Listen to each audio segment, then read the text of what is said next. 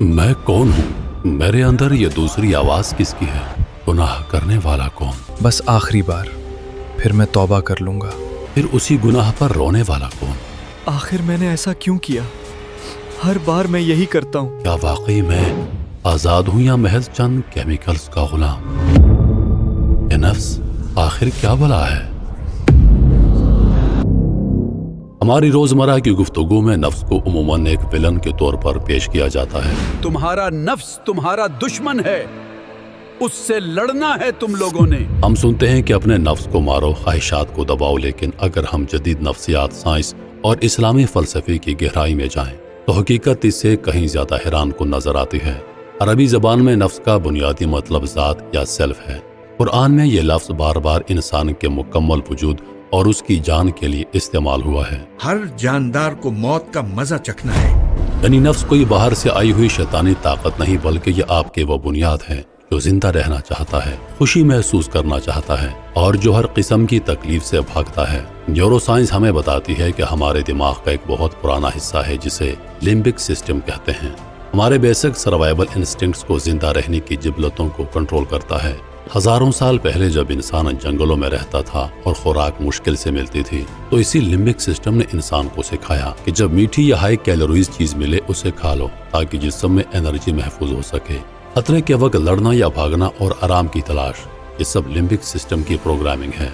यह हिस्सा instant gratification यानी फौरी इनाम पर चलता है। इस्लामी फलसफे और तसव्वुफ में इंसान की इसी बुनियादी खाम और बेकाबू स्टेट को नफ्स अमारा कहा गया। नफ्स अमारा का मतलब वो नफ्स जो बुराई या हद से गुजरने का मुसलसल हुक्म देता है। यहाँ मुराद हर वो हद से बड़ी हुई ख्वाहिश है जो इंसान के जिस्मानी, ज़हनी या रूहानी तवाज़ुन को खराब कर दे। दिमाग का यह हिस्सा अपना काम करवाने के लिए जिस केमिकल का इस्तेमाल करता है उसे डोपामाइन कहते हैं। आमतौर पर डोपामाइन को खुशी का हार्मोन समझा जाता है, लेकिन न्यूरोसाइंस बताती है कि डोपामाइन दरअसल खुशी का नहीं बल्कि मतलब और ख्वाहिश का केमिकल है। नफ्स अमारा दरअसल उसी डोपामाइन लूप का रूहानी और फलसफियाना नाम है। मशहूर माहिर नफ्सियात सिगमंड फ्रॉयड ने इंसानी जहन को समझाने के लिए 3 हिस्से किए थे: ईगो, आईडी और सुपर ईगो। इसमें जो आईडी है वो बिल्कुल नफ्स अमारा की खुसूसियात रखता है। फ्रॉयड के मुताबिक आईडी एक अंधे जिद्दी बच्चे की तरह है जिसे सिर्फ और सिर्फ अपनी ख्वाहिश पूरी करनी है, चाहे उसका नतीजा कुछ भी हो। वो सिर्फ प्रेजेंट मोमेंट में जीता है और उसे फ्यूचर के कॉन्सिक्वेंसेस यानी नताइज की कोई परवाह नहीं होती। इमाम गजाली ने इस इंसानी कश्मकश को समझाने के लिए एक बहुत ताकतवर और खूबसूरत मिसाल दी है। वो फरमाते हैं कि इंसानी जिस्म में एक सल्तनत है, अकल उसका बादशाह और नफ्स बादशाह की सवारी यानी घोड़ा है। एक घोड़ा अपनी जात में बुरा नहीं, अगर घोड़ा ना हो तो सवार कभी अपनी मंजिल तक नहीं पहुंच सकता। लेकिन अगर ये घोड़ा जंगली हो, तरबियत ना की गई हो और उसकी लगाम सवार के हाथ से छूट जाए तो वह सवार को किसी खाई में गिरा दे। बिल्कुल इसी तरह नफ्स बजाते खुद कोई बुरी चीज नहीं, ये वो एनर्जी है जो इंसान को दुनिया में काम करने, मेहनत करने और आगे बढ़ने पर मजबूर करती है। अगर इंसान में नफ्सियाती ख्वाहिशात और सर्वाइवल की तलब ना हो तो ना कोई तहजीब बने, ना कोई ईजाद हो और ना ही इंसानी नस्ल आगे बढ़े। तो मसला नफ्स के होने में नहीं, उसकी लगाम हाथ से निकल जाने में है। जदीद दौर का सबसे बड़ा अलमिया यह है कि आज का पूरा माशरती और माइशी निज़ाम हमारे इसी नफ्स अमारा को पूरी ताकत से टारगेट करता है। Social media algorithm, marketing campaigns, junk food industry, entertainment की पूरी दुनिया इसी साइंसी बुनियाद पर खड़ी है कि किस तरह इंसान के डोपामाइन पाथवेज को मुसलसल ट्रिगर किया जाए।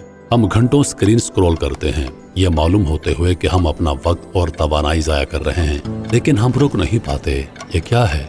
यह न्यूरोसाइंस की जबान में अमाइगडाला हाईजैक है और रूहानियत की जबान में नफ्स अमारा की कैद है। जब आप गुस्से में, लालच में या लत में मुब्तला होते हैं तो आपका प्री फ्रंटल कॉर्टेक्स, जो दिमाग का वो हिस्सा है जो प्लानिंग, लॉजिक और लॉन्ग टर्म थिंकिंग को कंट्रोल करता है, वो आर्जी तौर पर सो जाता है।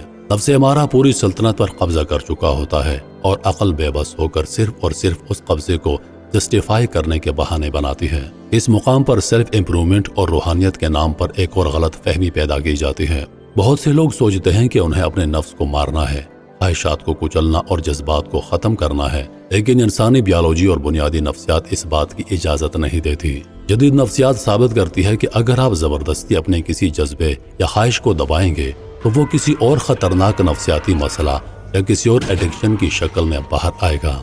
सूफिया और अहले मार्फत का तरीका कार भी नफ्स को मारना नहीं बल्कि उसका तज़किया करना है और तज़किया का मतलब है पाक करना, तराशना और उसे सही रुख देना। जैसे लोहे को आग में तपाकर तलवार बनाई जाती है, जैसे एक जंगली घोड़े को सुधार कर एक बेहतरीन सवारी बनाया जाता है, बिल्कुल उसी तरह नफ्स को डिसिप्लिन और शूर की भट्टी से गुजार कर एक कारआमद और ताकतवर दोस्त बनाया जाता है। फलसफे की दुनिया में सदियों से एक बहुत बड़ी बहस चल रही है, जिसे फ्री विल और डिटर्मिनिज्म यानी जबर व इख्तियार की बहस कहा जाता है।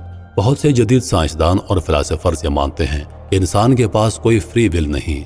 उनके मुताबिक हमारे सारे फैसले हमारे जेनेटिक्स, हमारी बचपन की कंडीशनिंग और हमारे दिमाग में चलने वाले केमिकल्स का हतमी नतीजा होते हैं। जब हम कोई फैसला करते हैं तो हमारा दिमाग मिली सेकंड्स पहले ही वो फैसला कर चुका होता है, हमें सिर्फ बाद में उसका शूर मिलता है। अगर हम सिर्फ नफ्स अमारे की सतह पर बात करें तो फलसफियों की ये बात बिल्कुल सच नजर आती है। जब इंसान अपनी जिबलतों का गुलाम होता है तो वो वाकई मजबूर है। उसकी भूख, गुस्सा, खौफ और लालच उससे वो सब करवा रहे हैं जो उसकी बायोलॉजी उसे डिक्टेट कर रही है, और वो एक प्रोग्राम्ड रोबोट की तरह रिएक्ट कर रहा होता है। उसे लगता है कि वो आज़ाद है, लेकिन नहीं, वो अपने ही लूप्स की कैद में होता है। आज़ादी सिर्फ तब है जब इंसान में सेल्फ अवेयरनेस यानी खुद आगाही पैदा हो, और खुद आगाही का मतलब यह है कि आप बेवक्त काम भी कर रहे हों और खुद को वो काम करते हुए देख भी रहे हों। तसव्वुफ की तमाम प्रैक्टिसेस, चाहे वो मुराकबा हो, रियाजत हो या रोज़े की मश्क, इनका साइंसी और नफ्सियाती मकसद इंसान के प्री फ्रंटल कॉर्टेक्स को मजबूत करना और लिम्बिक सिस्टम के ऑटोमेटिक रिएक्शंस को तोड़ना है। रोज़ा सिर्फ भूखा रहने का नाम नहीं, बल्कि नफ्स को ये सिखाने की एक इंतहाई ज़बरदस्त नफ्सियाती मश्क है कि तुम्हारी हर ख्वाहिश और हर तलब पर फौरन अमल नहीं किया जाएगा। जब एक इंसान के सामने खाना मौजूद हो, उसे भूख भी लगी हो, लेकिन वो एक खास वक्त तक नहीं खाता, तो वो दरअसल अपने दिमाग को एक नया पैटर्न सिखा रहा होता है। ये फैसला तुम्हारे हाथ में नहीं, शऊर के हाथ में है। तो जब कोई शख्स अपने अंदर की उस हकीकत को तस्लीम कर लेता है और अपने दिमाग और जज्बात की सच्चाई समझ लेता है, तो उसके अंदर एक जलजला बर्पा होता है जो इस बात का ऐलान है कि पुराना खुदकार निज़ाम अब टूट रहा है। इंसान अपने ही हिवानियत से बगावत कर चुका है, और ये अंदरूनी बगावत इंसान को नफ्स के उस दूसरे मरहले की तरफ धकेल देती है जो शायद पूरे इंसानी इर्तिका का सबसे मुश्किल, तवील और तकलीफदेह मरहला है। इस दूसरे मरहले को इस्लामी और सूफियाना इस्तिलाह में नफ्स लवामा कहते हैं। लवामा का मतलब है खुद को मलामत करने वाला, टोकने वाला या कटहरे में खड़ा करने वाला। ये वो हालत है जहाँ इंसान का शऊर बेदार हो चुका होता है। अब वो अंधेपन बेहोशी में जिंदगी नहीं गुजारता, उसे वाज़ेह तौर पर पता है कि क्या सही है और क्या गलत है। जब ये इंसान नफ्से अमारा की कैद में था तो वो गलती करके मजे से सो जाता, क्योंकि उसे कोई पछतावा या गलत होने का एहसास ही नहीं था। लेकिन नफ्से लवामा में दाखिल होने के बाद इंसान जब कोई पुरानी आदत दोहराता है, गुस्सा करता है या किसी वक्ती लालच का शिकार होता है, तो उसे शदीद किस्म का पछतावा होता है, जिसे जदीद नफ्सियात की ज़बान में कॉग्निटिव डिसोनेंस कहा जाता है। ये एक शदीद ज़हनी कश्मकश का नाम है जब आपका दिमाग जानता है ये काम मेरे लिए नुकसानदेह है, लेकिन आपका जिस्म उसकी तलब कर रहा होता है, तो ये जंग इंसान को अंदर से थका देती है।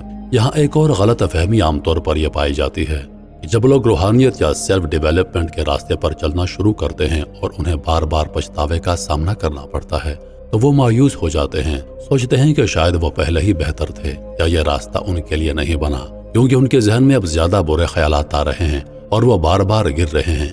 लेकिन इल्म नफ्सियात और तसव्वुफ दोनों इस बात पर मुत्तफिक हैं कि यह पछतावा, ये अंदरूनी दर्द ज़वाल की निशानी नहीं बल्कि कमाल की ओर जाने की निशानी है।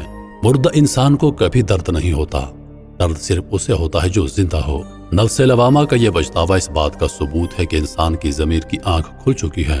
मशहूर माहिर नफ्सियात कॉलिन जंग ने इस मरहले को शैडो वर्क का नाम दिया है। जंग के मुताबिक हर इंसान के अंदर एक शैडो होता है, या वो तमाम बुनियादी जिबलतें, दबे हुए गुस्से और खुद गर्जियाँ हैं जिन्हें हम माशरे के डर से या फिर खुद को अच्छा साबित करने के लिए छुपा कर रखते हैं। जब तक इंसान अपने इस तारीख पहलू का सामना नहीं करता, उसे तस्लीम नहीं करता, वो कभी मुकम्मल तौर पर बाशऊर नहीं हो सकता। नफ्स लवामा दरअसल अपने ही अंदर मौजूद मुनाफिकतों और कमजोरियों को शीशे में देखने का अमल है, और ये अमल कभी भी खुशगवार नहीं होता। आप एक दिन जीते हैं, 2 दिन हारते हैं। कभी लगता है कि आपने अपने नफ्स पर मुकम्मल काबू पा लिया है, और अगले ही लम्हे कोई छोटी सी ट्रिगर आपकी सारी मेहनत पर पानी फेर देती है। ये वो मकाम है जहाँ ज्यादातर लोग हिम्मत हार देते हैं, इस मुसलसल टेंशन को बर्दाश्त नहीं कर पाते और वापस नफ्से अमारा की बेहोशी में पना लेते हैं। लेकिन जो लोग इस तकलीफ को बर्दाश्त कर जाते हैं, तो ये हकीकी तब्दीली शुरू होती है اور انسان یہ سمجھنے لگتا ہے کہ جذبات، غصہ اور خواہشات بذات خود برے نہیں، بلکہ یہ وہ خام توانائی ہے جسے صرف صحیح سمت دینے کی ضرورت تھی، اور یہی وہ نقطہ ہے جہاں نفس ارتقاء کی آخری اور سب سے پراسرار منزل میں قدم رکھتا ہے، جس کو قرآن اور صوفیانہ روایات میں نفس مطمئنہ کہا گیا ہے۔ مطمئنہ کا مطلب ہے مکمل سکون میں آ جانے والا، وہ جو ٹھہر گیا، جسے قرار آ گیا۔ جدید نفسیات میں ابراہم ماسلو نے انسانی ضروریات کا ایک خرچی پیش کیا تھا، جس کی آخری چوٹی کو اس نے سیلف ایکولائزیشن کا نام دیا۔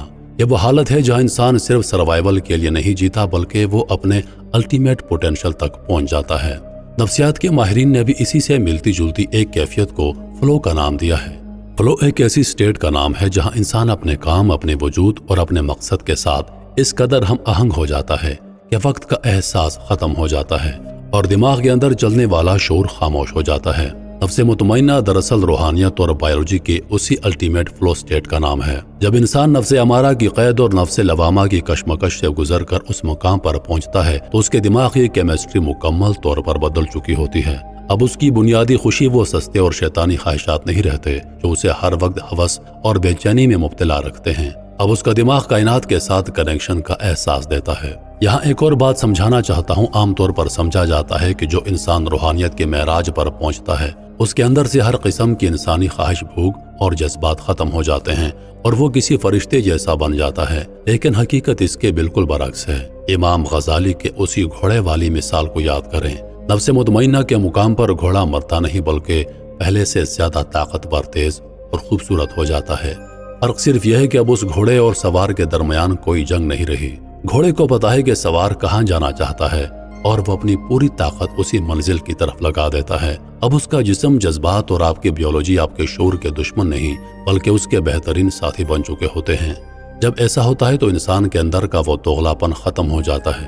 اب اسے غصہ اس وقت نہیں آتا جب اس کی انا کو ٹھیس پہنچتی ہے، بلکہ غصہ تب آتا ہے جب کسی کمزور پر ظلم ہوتا ہے۔ اس کی محبت اب کسی جسمانی ضرورت یا وقتی اٹیچمنٹ کی محتاج نہیں رہتی بلکہ وہ سب کے لیے ایک بے لوث ہمدردی بن جاتی ہے۔ وہ اس دنیا میں رہتے ہوئے بھی اس دنیا کے رول سے آزاد ہو جاتا ہے۔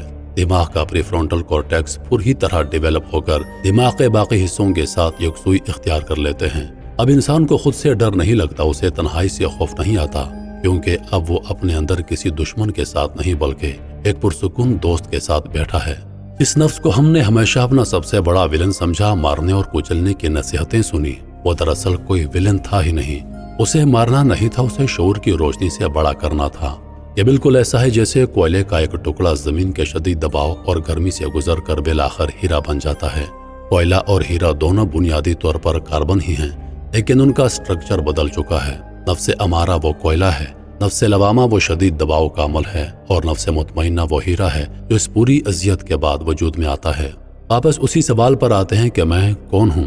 جب آپ کا دماغ کوئی بات سوچ رہا ہوتا ہے، جذبات بھڑکتے ہیں اور آپ ان سب کو خاموشی سے دیکھ رہے ہوتے ہیں، تو وہ دیکھنے والا ہی اصل میں آپ کی حقیقت ہے، اور وہی وہ شعور ہے جسے اپنے پیدا کرنے والے سے ملنا ہے۔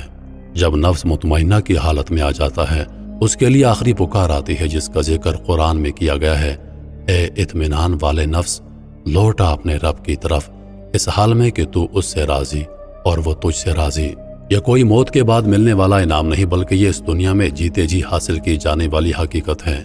انسان نہ تو کوئی حقیر کیڑا ہے جو محض چند کیمیکلز کا غلام ہو، اور نہ ہی وہ کوئی ایسا فرشتہ ہے جسے جذبات سے پاک کر کے زمین پر بھیجا گیا۔ انسان اس کائنات کا وہ واحد اور حیران کن تجربہ ہے جسے مٹی اور خواہش کے گہرے اندھیرے میں پھینک کر یہ طاقت دی گئی تھی کہ وہ اپنے ہی اندر کے جہنم سے گزر کر اپنے ہی شعور کی روشنی سے اپنا راستہ خود تلاش کرے۔